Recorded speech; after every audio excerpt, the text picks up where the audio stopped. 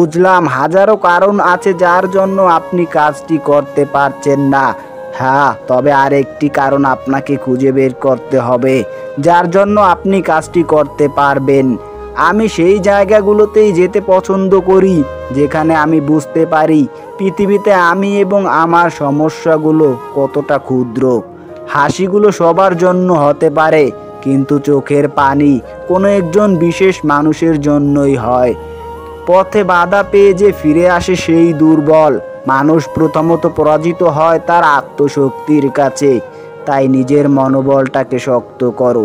আপনার কাছে সময় নেই এই অজুহাত গ্রহণযোগ্য নয়, কারণ সময় কোন কাজে আপনি ব্যয় করবেন তা নির্ধারণের অধিকার শুধুমাত্র আপনার রয়েছে। জীবনে সবকিছু একবার হলেও চেষ্টা করে দেখা উচিত। স্রষ্টা প্রতিটা মানুষকে কিছু না কিছু ক্ষেত্রে অনুপম দক্ষতা দিয়েই পাঠিয়েছেন।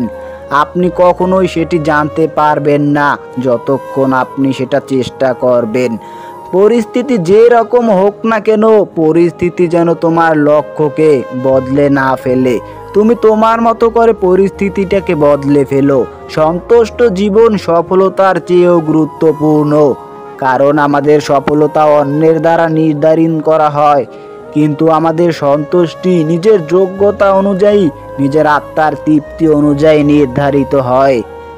সময়টা তাকে দিও যে সময়ের মূল্য বোঝে, আর সম্পর্কটা তার সাথেই রাখো যে তোমার গুরুত্বটা বুঝতে পারে।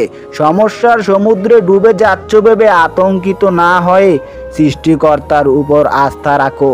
হয় তিনি তোমাকে সেখান থেকে টেনে তুলবেন, নয়তো সাঁতার শেখাবেন। কারো অধপতনে আনন্দ প্রকাশ করো না, কারণ ভবিষ্যতে তোমার জন্য কি অপেক্ষা করছে সেটা আল্লাহ ছাড়া তোমার কোনো ধারণাই নেই। বেঁচে থাকতে গেলে জীবনে আসার আলোটা খুব প্রয়োজন।